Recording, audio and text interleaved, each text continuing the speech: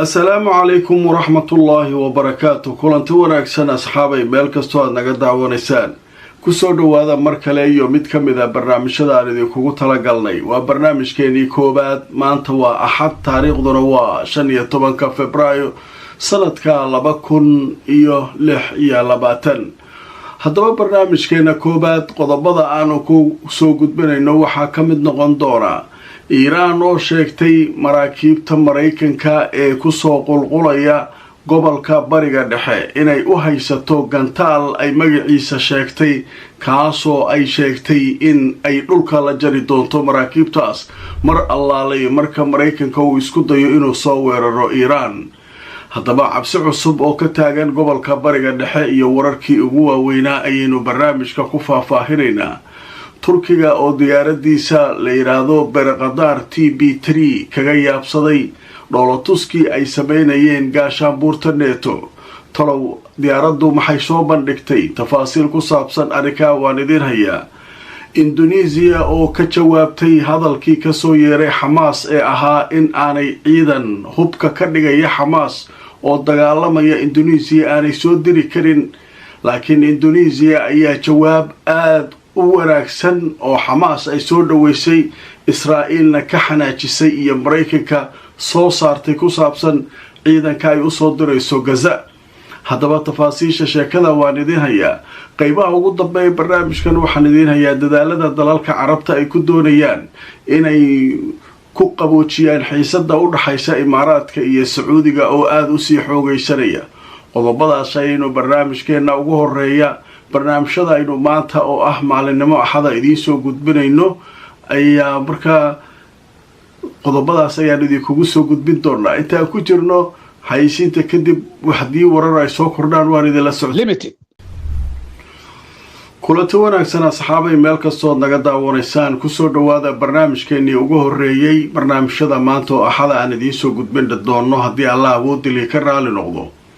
iyadoo dhowr qodob oo muhiim ah inoo soo socdaan marka hore waxaynu ku hormaraynaa sida caadada ah wararka ka soo kordhay xiisadda ka taagan gobolka bariga dhexe ee u dhaxaysa Iiraan iyo Mareykanka haddaba saacadihii la soo dhaafay warbaahinta waxaa qabsaday in Mareykanku ay soo dirayaan markabkooda ugu weyn ee xambaara diyaaradaha caalamka iyadoo horeyna uu u joogay mid kale gobolka bariga dhexe maraakiib kale oo iyaguna kuwa dagaalka ah gujisyo dhammaan halkaa la isugu geynayo haddaba markii ay wararkaa soo baxeen dhanka Iiraan ayaa isaguna saacadihii la soo dhaafay waxay sheegeen inaysan wax walwal ah ka qabin Iiraan waxay sidoo kale sheegtay maraakiibtaasu inaanay cabsiba ku hayn oo waliba gantaalihii ay la dhici lahayd marka ay dagaalku bilowdo maraakiibtaas oo ay biyaha cabsiin lahayd ay haysato oo ay diyaar tahay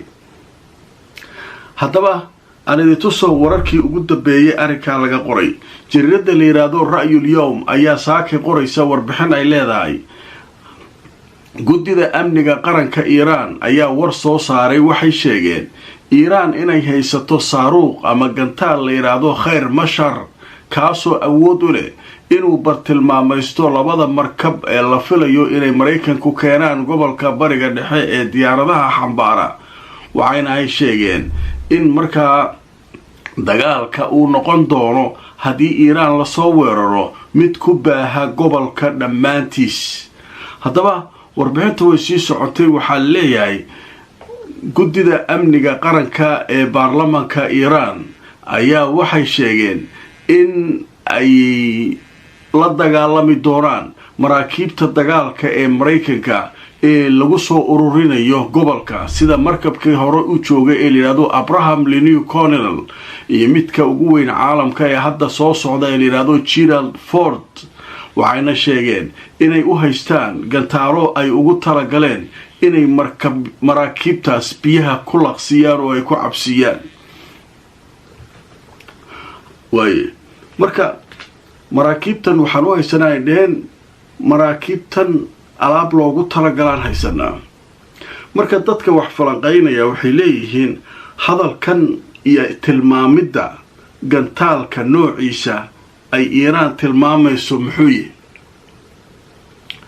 haddaba marka waxaa leeyahay tilmaamidda gantaalkan oo u muujaya mid iiraan samaysatay waxbaa ku hoos jiray leeyahay. sababtoo ah waxaa lagu qarinayaa maalmihii lasoo dhaafay gantaalihii shiinuhu keenay halkaas ayaa loogu talagalay maraakiibtan in nagta looga saaro, laakiin gantaalkan kale ee iiraan ku dhawaaqayso macnaha annaga midaa samaysanaan la dhici doonaa ay ka wadaanaa lagu leeyahay maraakiibtaas, iyadoo midkii shiinaha ee maraykanku hadda baaritaanka ku hayaan ay ka baqayaan maraakiibtiisu ay markaa iiraan doonayso inay dagaalkaa u isticmaasho. haddaba marka xaalku halkaasuu marayaa, weli xaaladdu halkeeda ayay ka qasan tahay. hanjabaadihii way socdaan, hawadaa laysu marinayaa, sidaasaa maaragtay qolo walba ay leedahay waa saasaan samaynayaa. haddaba kulanka maalinta talaadada ay nagu soo aadan magaalada Geneva ku dhex mari doona ayaa isha lagu hayaa, inkastoo hore loo sheegay kulankaa inaan rajo weyn laga qabin oo inay markaa maraykanka iyo iiraan ku heshiiyaan. haddaba qodobkaa isaguna halkaasaa kaga gudbaynaa oo ku saabsan xaaladda iiraan iyo maraykanka wixii soo kordha waanu isla socon doonaa. shalay turkiga ayaa wacdaro ka dhigay dhoolatus ay samaynayeen ciidanka gaashaanbuurta neto ee dowladaha kala duwan ka socda, maadaama iyagu ay ka mid yihiin. waxyaabaha la yaab kale ee turkigu halkaa kusoo bandhigay oo ay madaxa gacmaha saarteen dowladihii waaweynaa ee ku jiray gaashaanbuurta neto waxaa ka mid ah diyaarad la yidhaahdo beerqadaar TB3 ayaa waxay tooganaysay dhulka, wax yar oo dhulka la dhigo ayay samada kasoo tooganaysaa. midda kale waana diyaaradda adduunka keligeed ka jirta ee daroon ah ee markab ka kici karta kuna soo degi karta. maraakiibta wuxuu samaystay turkiga loogu talagalay darooniska in lagu qaado. markabka weliba sagxadiisu waa yartaa sida maraakiibta kale maraykanka oo ay ku ordayaan diyaaradaha dagaalka maaha. awal daa'ira caalamka oo diyaaradii ugu horreysay caalamka ee markab diyaaradeed ka kacda ee kusoo degta oo shiishkeeduna aanay marnaba la gafayn, markaasay gacmaha madaxa saarteenaa layidhi. dowladihii gaashaanbuurta neto way yaaban yihiin horumarka dhinaca turkiga uu ka samaynayo ciidamada. haddaba wararkii ugu dambeeyey haddaan idinla wadaago, wakaaladda wararka ee turkiga ayaa waxay sheegaysaa diyaaradda daroonka ee nooceedu yahay beerqadaar TB3 oo turkigu farsameeyo ayaa waxaa la sheegay inay soo bandhigtay awoodeeda, iyadoo kusoo bandhigtay dhoolatus ay lahaayeen gaashaanbuurta neto. haddaba warbixinta way sii socotay, waxaa leeyahay waxay soo bandhigtay diyaaradda halista badan ee turkiga ee layidhaahdo beerqadaar TB3 awoodeeda oo ay ku tooganayso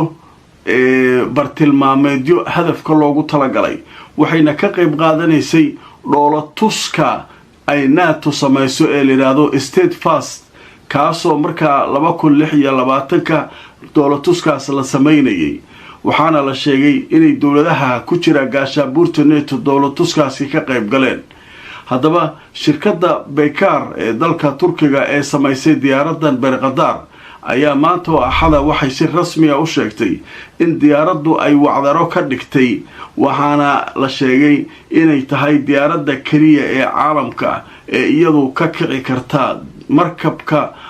diyaarad daroon ah oo haddana siday tahay markabka ugu soo degi karta. marka horumar weyn ayaa turkiga uu ka samaynayaa meelo badan. waataa ujeedaan in heshiisyo badan turkiga lala galayo, hadday tahay dhanka masar, hadday tahay dhanka sacuudiga. maalmihii lasoo dhaafay oo dhan shirkadaha turkigu cirkaasay marayaan.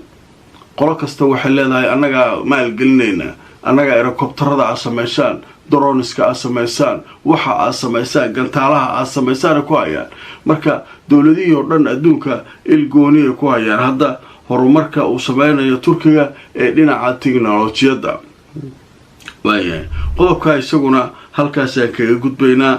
sheekada kaleo xiisaha leh waxay tahay dhowaan Indonesia waxay sheegtay 2,000 oo ka mid ah ciidamadeeda inay u diyaarisay inay tagaan Gaza. warbaahinta cibriga iyo oo maaragtay yahuudda iyo waxay leeyihiin ciidankii hadda hubka ka dhigi lahaa gaza hadduu imaaday xamaas hubka ka dhigi lahaa waa ciidankii maaragtay waa dal muslima waa kaas aydeen nin la yidhaha marka Usama Hamdan oo ka mid ah madaxda xamaas ayaa fariin u diray nimanka la yidhaha Indonesia wuxuu yidhi Indonesia wax ay Israa'iil meesha ka qaban weysa kama qaban kartaan ha isku dayinina ciidan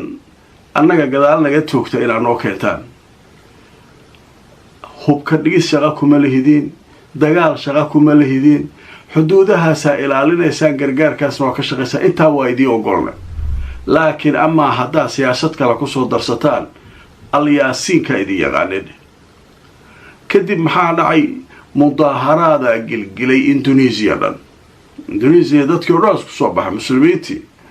waxay leeyihiin haddaa keenteen inaa reer Gaza oo aan nafteennaba u horayno inaad tirahdaan hubkaa ka dhigaynaa markaasay dowladda qaylis saakay waray soo saartay dowladda haddaba marka ay tuso warka ay dowladda Indonesia saakay soo saartay telefishinka Al Jazeera ayaa goordhow qoray wuxuu leeyahay annagu ma rabno dagaal hubna cid kama dhigayno ayay tiri Indonesia waxaana arrinkaa sheegay saraakiil ka tirsan